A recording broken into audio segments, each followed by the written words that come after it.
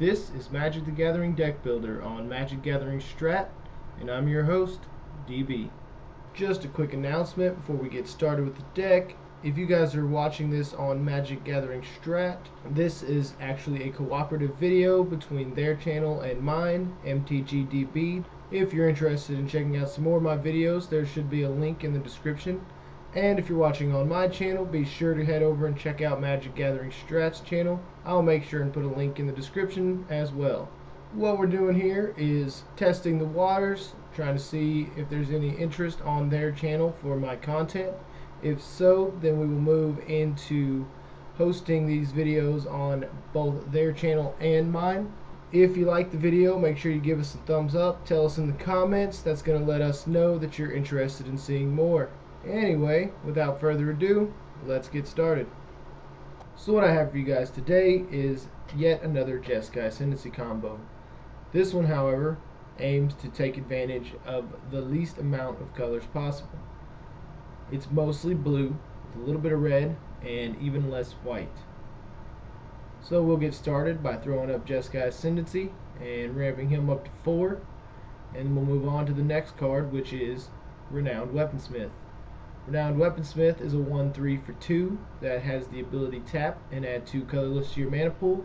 Spend this mana only to cast artifact spells or activate abilities of artifacts. This obviously can be used as our ramp creature in a Jeskai Ascendancy combo, so long as we're using mostly artifact spells. We're going to put 4 of him in the deck and move on to Retraction Helix. Obviously we're going to need 4 of these in order to pull off the combo, and then we'll move on to Ornithopter. Ornithopter is a free creature that can be our Retraction Helix target, allowing us to infinite bounce one of our other artifacts. Therefore, 4 Ornithopters is definitely necessary, and we move on to Ghost Fireblade, and 4 of those gives us our first Retraction Helix target. Our next target is Springleaf Drum. We're going to throw 4 of that in there. That can be used to turn our Ornithopter into our mana creature if need be. Next we have Ensoul Artifact. Ensoul Artifact is a 2 cost that turns any artifact into a 5/5 creature. This can be used to turn our Ghost Blade or our Springleaf Drum into a creature, allowing us to target that creature with Springleaf Drum or Retraction Helix.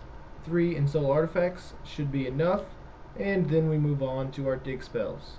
First dig spell we have is Monastery Siege. 4 of those will give us plenty of fuel in our graveyard to run Treasure Cruise. So we're going to run 3 Treasure Cruises, and finally we'll add a little bit more removal to the deck with Shrapnel Blast. 4 of those rounds out our non-lands, and we move on to lands.